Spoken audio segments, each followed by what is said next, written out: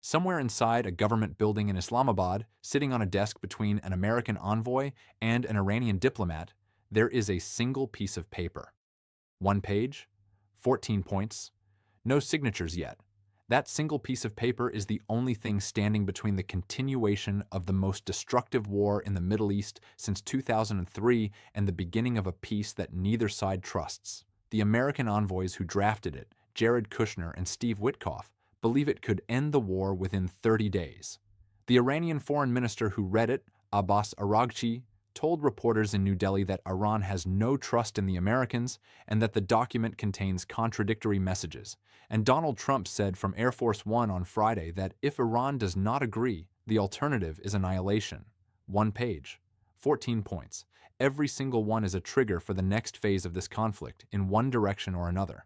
By the end of this video, you will fully understand what is written on that page, why every point is a potential breaking point, what the American military is doing right now while the diplomats argue, and why the next 72 hours could determine whether this war ends at a table or resumes with the military operation the Pentagon has already planned and named. The Memorandum of Understanding is not a peace treaty. It is a framework that would trigger a 30-day negotiation period. During those 30 days, teams from both governments would meet in Islamabad or Geneva and attempt to turn the 14 points into a binding agreement covering the Strait of Hormuz, Iran's nuclear program, American sanctions, and the military balance of the entire region. If the negotiations succeed, the war ends. If they fail, the memorandum expires, and the United States is free to resume the blockade, restart airstrikes, or escalate to a ground operation that American planners have already drawn up. The first and most explosive point concerns uranium. Iran possesses roughly 970 pounds of uranium enriched to 60% purity, just below the threshold for a nuclear weapon. Experts estimate that stockpile could produce 10 to 12 bombs. Under the memorandum, Iran would commit to a moratorium on all enrichment for a period still being negotiated. The American position is 20 years. Iran offered 5. The landing zone is between 12 and 15 years. After the moratorium, Iran could resume enrichment at 3.67%, the same limit from the 2015 deal that Trump tore up in 2018. Two sources told Axios that Iran has tentatively agreed to physically remove its enriched uranium from the country. One source said the option is transferring the material to the United States. Iran has never agreed to anything like this. If it happens, it would be the most significant nuclear concession since South Africa dismantled its weapons program. If Iran backs away, the deal collapses before the ink dries. The second critical point concerns the Strait of Hormuz. Both sides would agree to mutual de-escalation. Iran would begin dismantling its toll system at Larak Island, where the Revolutionary Guard charges up to $2 million per transit in Bitcoin and stablecoin. The United States would begin a phased withdrawal of its blockade. Both actions would happen gradually, each side matching the other step for step. The problem is trust. Iran says it will not dismantle the toll while American warships stop tankers. The United States says it will not pull back while Iran charges fees that fund the Guard. The 30-day clock cannot start until someone blinks. Now think about what is happening on the water right now while this paper sits unsigned. 2 American carrier strike groups are still on station in the Persian Gulf region. The USS Gerald R, which has been at sea for 326 consecutive days, the longest carrier deployment in 50 years and the third longest since Vietnam, is finally heading home to Norfolk. Secretary of War Pete Hegseth is scheduled to attend the homecoming on Saturday. But the USS Abraham Lincoln remains in the Gulf of Oman with its full complement of Arleigh Burke destroyers, Ticonderoga cruisers, and at least 1 nuclear attack submarine running silent beneath the surface. The blockade is technically still in effect. American destroyers are still conducting boarding operations on vessels suspected of paying Iranian tolls. Armed sailors are still climbing ladders onto tanker decks, inspecting cargo holds, and checking paperwork.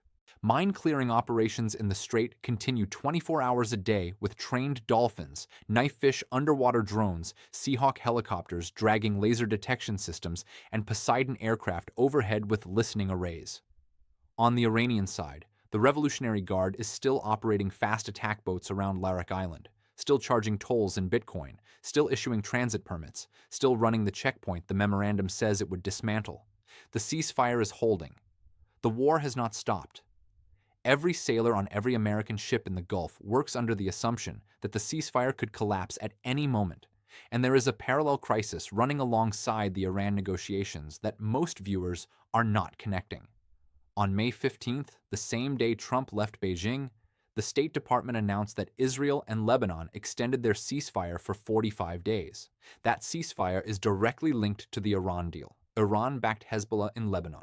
Israel has been running military operations against Hezbollah simultaneously with the American campaign against Iran. If the Iran memorandum collapses, the Lebanon ceasefire collapses with it, because Iran's ability to restrain or unleash Hezbollah is one of the unwritten leverage points in the entire negotiation. The two wars are connected. The two pieces of paper are two halves of the same strategic equation. Trust? The third point I don't trust concerns you, sanctions. nor should you. The We United are ready. States has Then imposed prove the it. most Move comprehensive that. sanctions Behold regime in the history power we on have Iran. forged in secrecy. Iranian assets Let the frozen world worldwide tremble total before more than our $20 might. billion. The time has Under the come. memorandum, Initiating the United States activation. would gradually We lift have reached sanctions and release the 90%. frozen funds, We tied need to verified make a compliance deal. with each of the What other are your 13 terms? points. Sign here. Iran wants immediate Agreed. relief, arguing its economy has suffered up to $1 trillion in damage and cannot survive another 30 days of strangulation. The pressure is measurable. Oil above $105 per barrel. Iranian exports near zero. Analysts estimate Iran has 60 to 90 days of hard currency reserves remaining.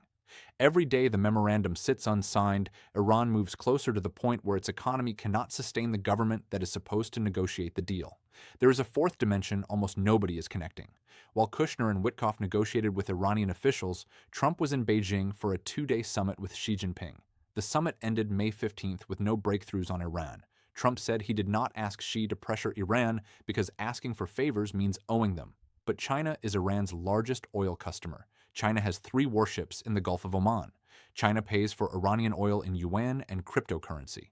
If the memorandum is signed, China gets its oil back.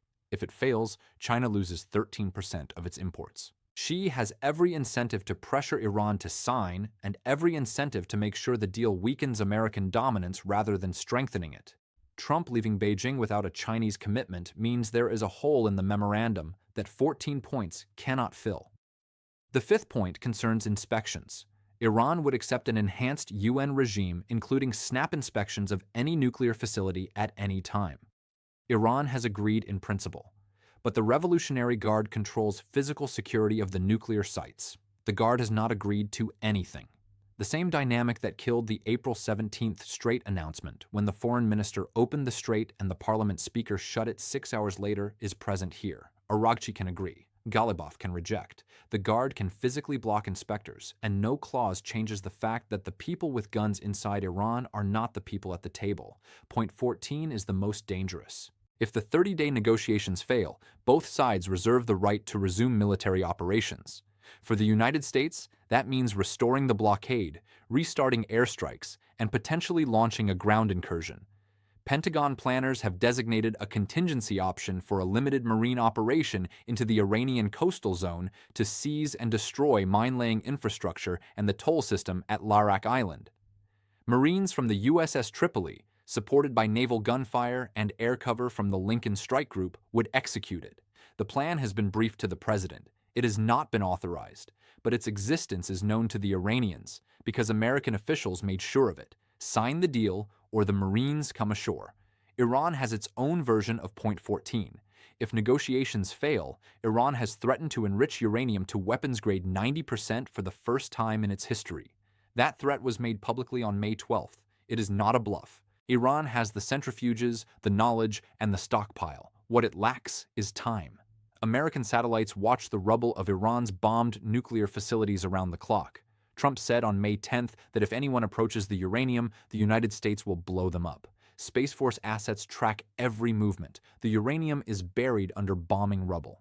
Iran says it lacks equipment to extract it. Trump says only the United States or China has the machinery. The material exists, but accessing it would almost certainly trigger the strike the memorandum is supposed to prevent.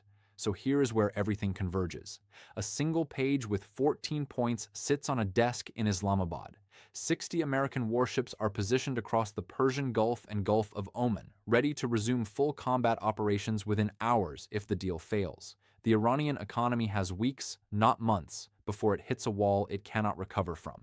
970 pounds of enriched uranium are buried under the rubble of a bombed facility, watched every second by American Space Force satellites, inaccessible to both sides.